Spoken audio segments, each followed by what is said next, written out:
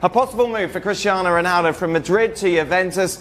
You wrote at length yesterday saying that you've heard it all, you're not particularly convinced it will happen, but that may well have changed over the last 24 hours.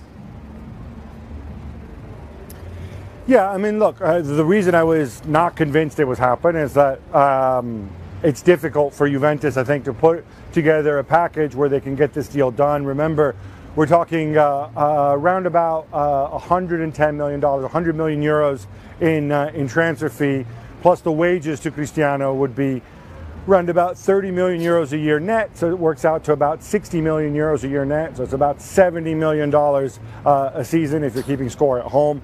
That's a lot of money. I mean, that's something like 40% of Juventus's entire wage bill last year. So I was skeptical about that. I knew obviously there's a whole issue with Cristiano getting a pay rise. I think that's still in play. But I think the new development now is that I've been told that Cristiano, for him, he's kind of had it with Florentino and with Real Madrid, and he feels ready to go and embark on a new adventure and a new team elsewhere, whether it's Juventus, whether somebody else comes out of the woodwork. He has an affinity for Juventus, apparently going back to nearly join them when he was 18. Obviously, he was quite struck by the fact that after he scored that incredible goal against them in the Champions League last year, he got this standing ovation, and he seems pretty adamant. And they make the point that, look, it's not about money, because the supposed offer from Juventus, which, by the way, to be clear on this, it's not an actual written offer. Juventus haven't actually made a formal offer to him or to Real Madrid at this stage. But the money that we're talking about is the same money that Real Madrid, than the raise rather, that Real Madrid had offered him. So apparently the vibe is that it's not about money, it's about him wanting to move on, him maybe not feeling feeling the love, we've heard this one before, at Real Madrid, feeling that he's really central to the club's plan and what's likely to be a rebuilding season. We've discussed this, of course, before, Mac, and you said, why would he want to move, from Madrid to Turin? But it seems like he wants to be loved again. And this makes sense. That makes sense, doesn't it? In a sense. Well, because obviously we know what he's like. Dan, you know Madrid. I know Madrid. The lads know Madrid. He is well loved in Madrid. I mean, he's absolutely adored, feted, whatever you say. He's just won the 3rd Champions League in a row for the team. As much as he was sort of a bit part player for the first time in the final, he's won 5 Champions Leagues. To declare that you're not loved is complete bonkers. But Florentino could have come out this week and said this is all rubbish. Cristiano Ronaldo. We've mentioned this. He's probably putting it out there. They might be sick and tired of what Cristiano said. To come out and say what he did right after the Champions League final is uncalled for, isn't it? It's at the wrong point. It's as if you don't care about your team, and you shouldn't say things like that. Whether Juventus can afford, I'm astounded that Juventus can even contemplate on doing a deal like this and pay him the money that he wants, because we were speaking before, me and Stevie, the fact that Buffon's just retired. Of course he has. Chiellini's in his late 30s, Barzagli's in his late 30s. They need to rebuild their team. Then Sami Khedira, we saw at a really disappointing World Cup. There's talk about Higuain leaving. There's talk about Alexandro leaving. If they do leave, they need a hell of a lot of money to start rebuilding their squad so they can be Serie A champions. Sure. Throw Cristiano in the mix, and the wages he gets and the baggage he has. It's going to be interesting watching Juventus next year if he does turn up there. From a footballing point of view, is this a good move for the player, for the club? I'll tell you what, go to the bookies and check and see what odds Juventus are on winning the Champions League next year.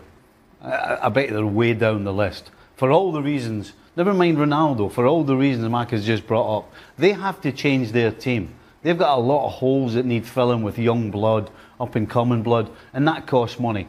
And if you're going to throw all your money on a guy who's at the wrong end of his career, then, we've been talking about how Juventus have just walked through this Serie A for the last, 6, 7 years? They're in danger now of getting caught.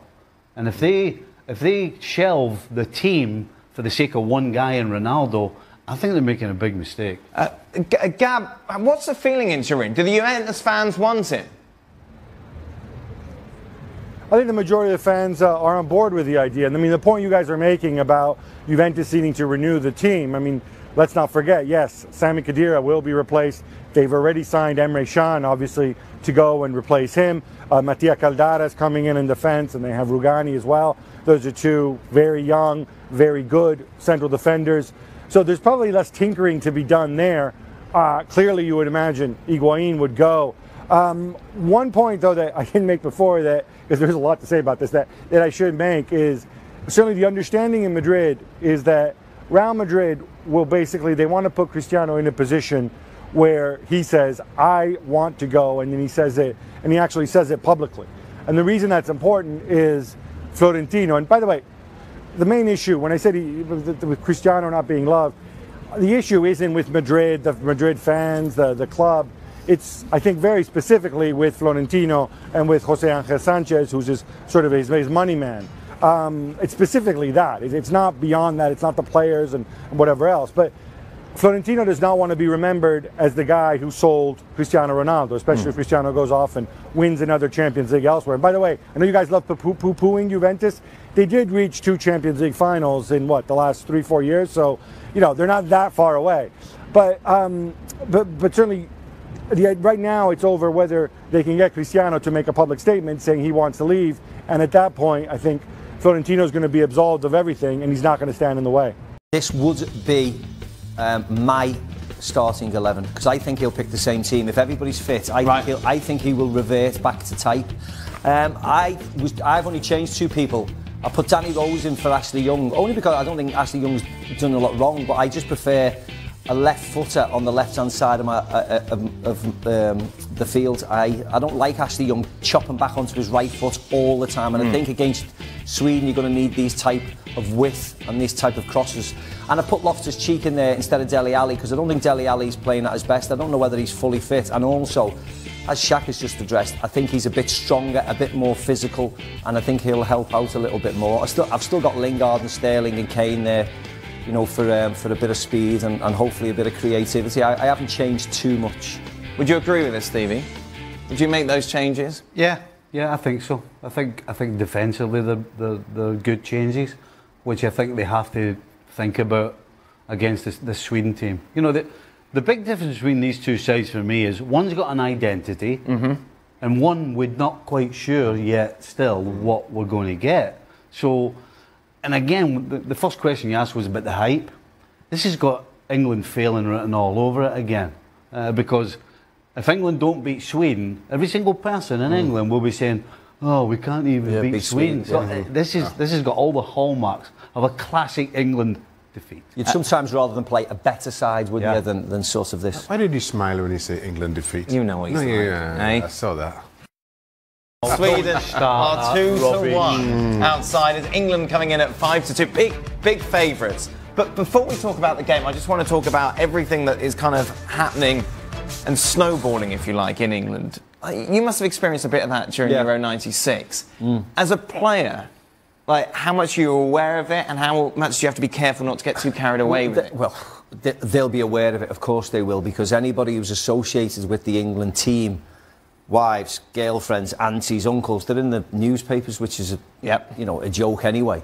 How shall they not get carried away with it? Absolutely not. They're miles away from winning the World Cup, absolutely miles away. Yes, they've qualified. They've got this, penalty hoodoo off their backs to a certain extent. And now they're going to have, 3 equally hard games if they are to lift the World Cup. And these games will only intensify in getting more difficult in the level of play. And England do have to improve. We keep on saying it. It's good to bring people back down to earth. They've only beaten Panama, Tunisia, and Colombia, and a poor Colombia on penalties. So we all want them to succeed, but there's still a long, long way to go with better teams to face. Well, not all of us do. Oh, grumpy pants in the corner there. Well, I never said that. I never said a word. Don't want England to succeed? Steve, if you're Southgate, how much do you play on this and all the euphoria that's going on, and how much you need to dilute it to calm it down? I get the impression that even before this tournament started, he had everybody on quite an even keel. And I think he'll just be sending the same message game after game. Don't get carried away. And he'll have done something similar after the Belgium game. He'll be saying, look, OK, we've lost the game, but, when we won, we didn't get carried away. Now that we've lost, let's not get carried away either. And you saw against Colombia how they kept their heads, and they actually kept on an even keel. So I think that'll be the easiest job that he has, keeping them on an even keel. The hardest job is going to be getting them to beat the teams that are remaining in this tournament. And of course, that first team is Sweden, where you know exactly what you're going to get, really. There's going to be no surprises from this side. No surprises. 2 banks of 4. You've got 2 up front in Toivonen and Berg. They're not going to surprise you with anything, but at the same time, they're very good at what they do. They're going to get numbers forward, Forsberg and Klaassen on the wings, only when they have to. Other than that, they're not going to gamble. They're not exceptional at anything going forward, but they are very good and well disciplined at the back.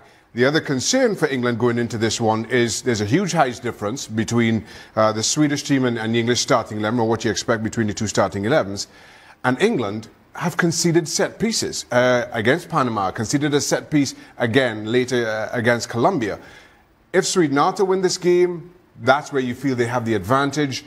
How you match up and how you pair up is the challenge for Gareth Southgate, because again, given the high differences, it's not an easy fix. Frank, I imagine France was buzzing after that impressive victory against Argentina. Well, as we all are, you know, it's been a fantastic win, and we are so delighted with the way the team played. However, we know that it's going to be another team.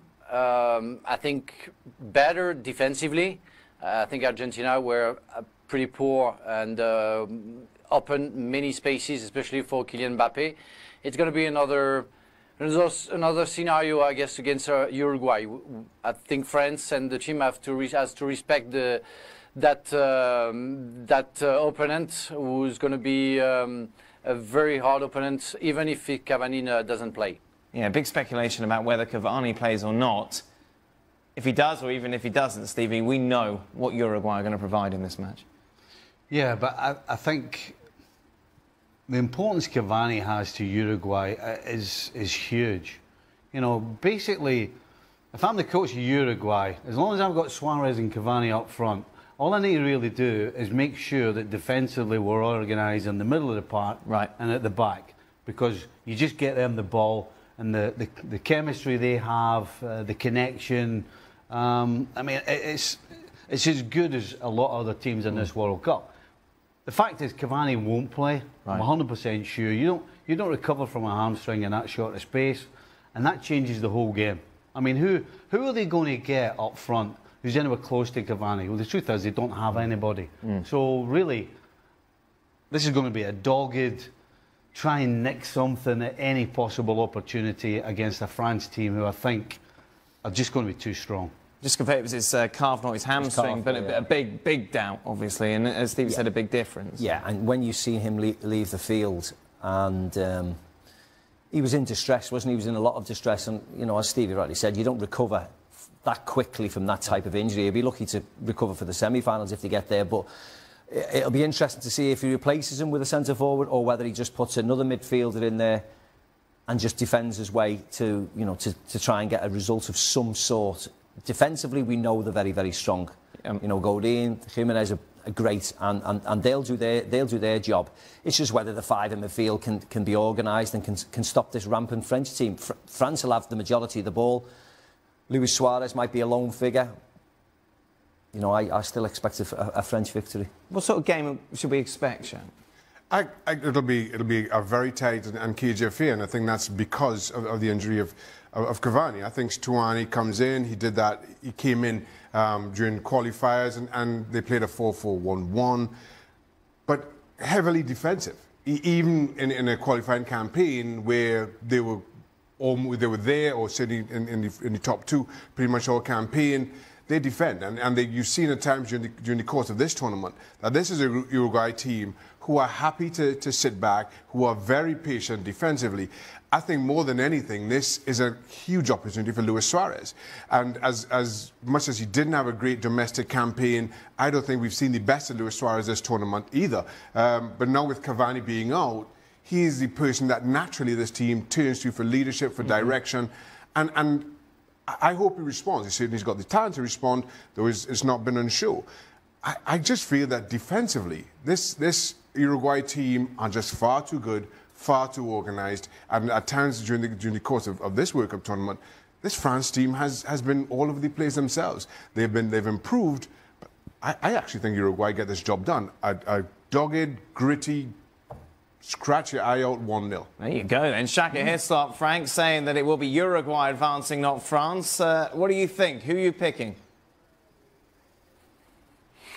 Yeah, I'm afraid that I'm going to follow Shaka. Wow. You know, defensively, Uruguay, and it's been historical. They've always been very, very good. And France, when they played against very tight and narrow lines between the players, have been struggling the whole competition or the whole qualification. So we saw against Australia, it was hard to go through and try to score goals. And when we played the preparation games, it was the same.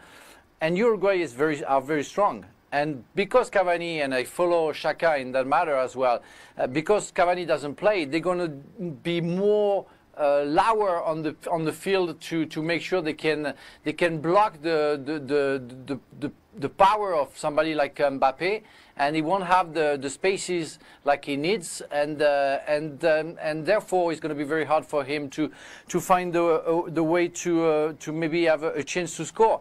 And in the same way, they're going to play counter-attack, Uruguay, and they're going to be patient just to score maybe the one goal, as Xhaka said, to make sure they're going to win. It's going to be hard. You know, we all see France winning, like we saw France struggling against Argentina, and it didn't work. It didn't work that way. And I think we forgot that Uruguay is a very strong team, hard to move and to mess up with.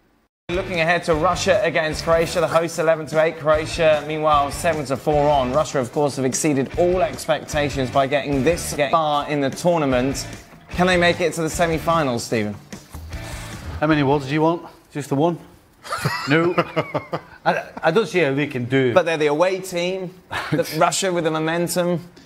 They got the crowd behind them. But listen, on the field of play, you can't come up with a real good, solid reason why Russia are going to beat Croatia. I mean, take away the fact they're at home. After that, there's nothing else.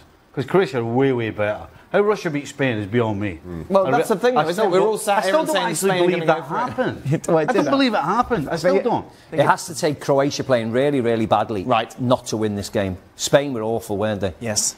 Yeah. I think out of all the quarter-final ties, this is the one which is for me personally, which is a big gap between the two teams. Right. And quality in the Croatian side, regardless of the fact that Russia are at home and they've got the crowd behind them. I think Russia's World Cup final was against Spain. They've beat them. They've celebrated wildly. I can't see them beating Croatia if Croatia turn up and play. For me, the only way Russia win this is by doing exactly as they did against Spain, sitting back and wait for penalties. The trouble is, I just think Croatia far more direct, far too good. Hello and welcome to Extra Time. Thank you very much for your tweets. Maka, did you have fun making the video for Football's Coming Home? I watched that a couple of days ago. I don't know. It's funny, isn't it? Yeah. Did I have fun? Probably not. We were probably told that we had to go down and do it, and it turns up one day. Who was there? So it was Jamie Carragher, Robbie Fowler. I can't remember. If you've seen it, you probably know more than me. But he's been watching it every day. I think you did it at the... Had they not just opened that new training place? We did it at Bisham Abbey, I'm sure of it, but you know what it's like. Yeah. You go down and do it, you don't want to do it, and then suddenly it turns into this hit song, which... You didn't sing in it, no, you're just doing like Phoenix from the Flames. Yeah, I think we were just sort of miming it, I think. I'm not even particularly sure, to be very honest. Were you awake? Very memorable. It's a bit underwhelming, all of this. Yeah.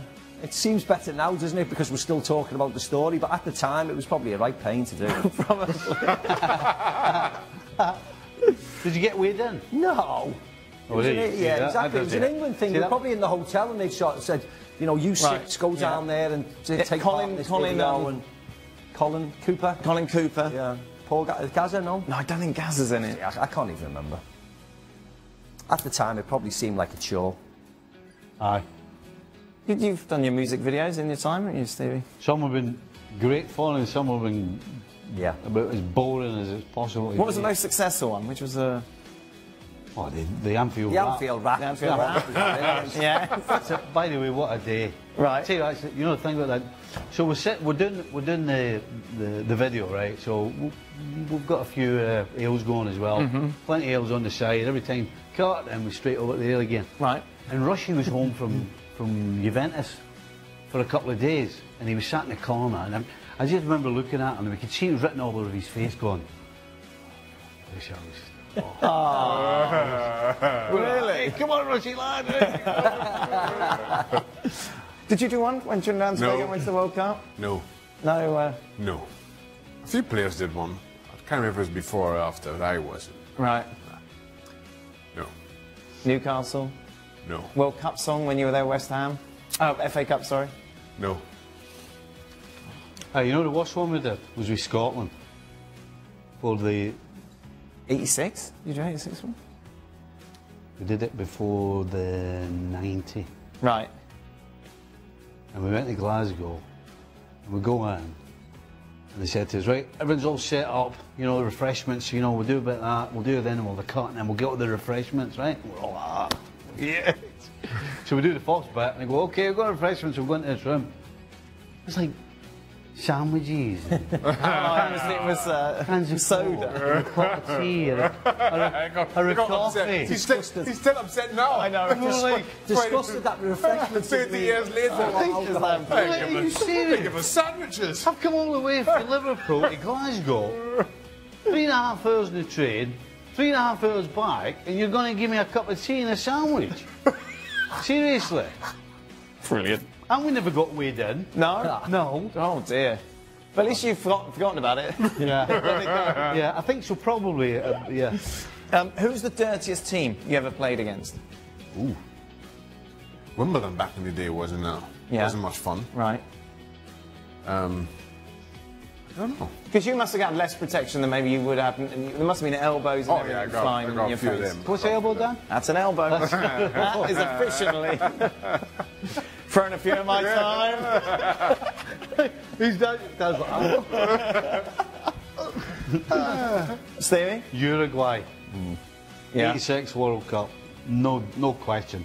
There had to have been a foul every minute and a half of that game. It was unreal. Incredible. Uruguay got a guy sent off after 2 minutes. He nearly decapitated Gordon Strachan after 2 minutes. Got sent off. We're like, okay, like it. And the referee proceeded to let them kick the you-know-what out as spit, pool, race. It was unbelievable. Absolutely incredible. They were just testing VAR then, yeah? It hasn't been brought in. Marca? I can't remember as a fully fledged professional. I remember playing against Senegal in like the Toulon Trophy, which was the under-21s, and they were spitting and things like that, which was quite disgusting. And I think they were very ill-disciplined. You know, it was a long time ago, and they couldn't tackle, and the tackles were up here, round by your neck, and a lot like that. But for Liverpool and England in the first team and Madrid, I can't really remember a dirtiest team, a particularly bad game.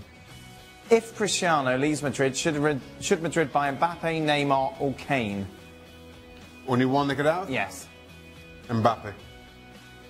I don't think they'll ever get Harry Kane. Mbappe. Gab, I forgot Gab's here. You have Gab just sitting Oh, down. I'm sorry, Gab. There you are in some Russia. random Russian street. I'm sorry, mate. It's 1:30. Would you like to chime in at all with dirtiest team? Hold on, he might have made a song. Oh, right. Should we do song? Did you ever make a song, Gab? No, not a football-related song. No. But by the way, Dan, did you say? What song did you do? Come on then. I'm glad at the very beginning, we'll get this other. The very beginning of the segment, which was I think about 45 minutes ago. Yeah. Did you ask Macca if Jamie Carragher was part of the football's coming home? Yeah. I think you did. I think Jamie Carragher was about what, like 14 years old? Yeah. And it was good, but I don't think he was playing for England in 1995. No, he wasn't. All right, Cam, I got it wrong. Thanks, good. Right, Barry, right back. Never mind that. Did he? I still want to hear what song Gav sang. Trying to put us off. I was actually paying attention and listening to you guys. Come on, then. What song did you sing?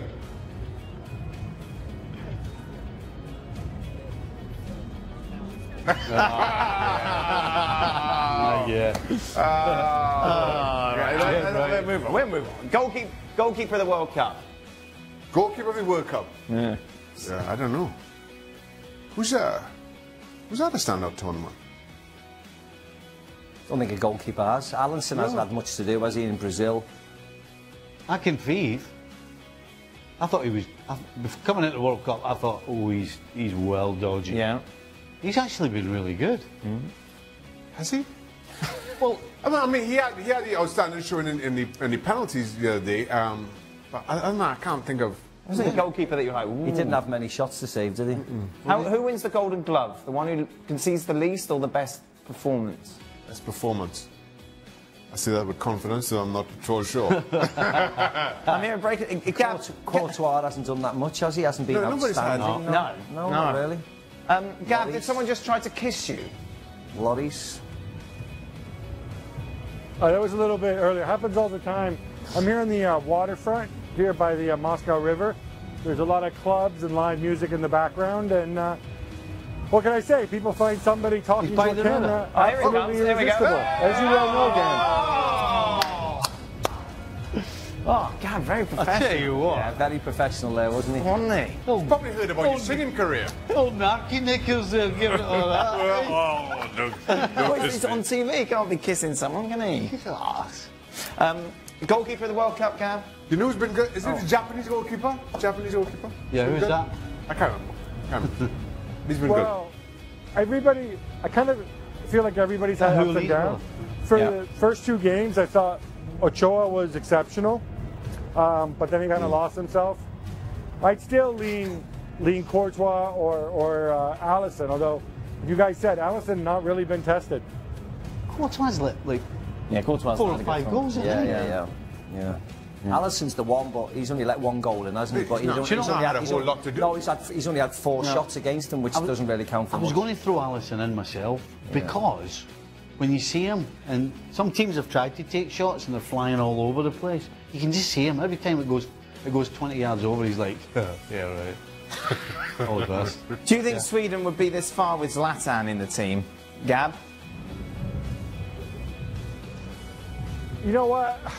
Logic would say yes, but you talk to the coach, Jan Anderson, you talk to any of the players, and they've really bought into this whole like team unity, lock, stock, and barrel. And I think the sense is that Zlatan would have been a disruption, whether in the dressing room or in the way they play. In fact, another way to look at the Sweden-England game, I don't think that there's any two coaches right now who are as popular in their home countries as we speak. I mean, Gareth Southgate could probably run for office, and so could Jan Anderson. Any thoughts on Zlatan? Absolutely. I don't see this team getting to where they are with Zlatan on it. Yep, exactly what Gab's just said. He's too much influence around the dressing room and around too much baggage. We keep saying that with players, don't we? A team that's so regulated, he would complicate everything. I think so. Regulated. I think so. That's it. We're done. Quarterfinals tomorrow. It should be beautiful. France, Uruguay, Belgium against Brazil. Beautiful. Right. Oh, what a beautiful day. Beautiful game. What? You guys.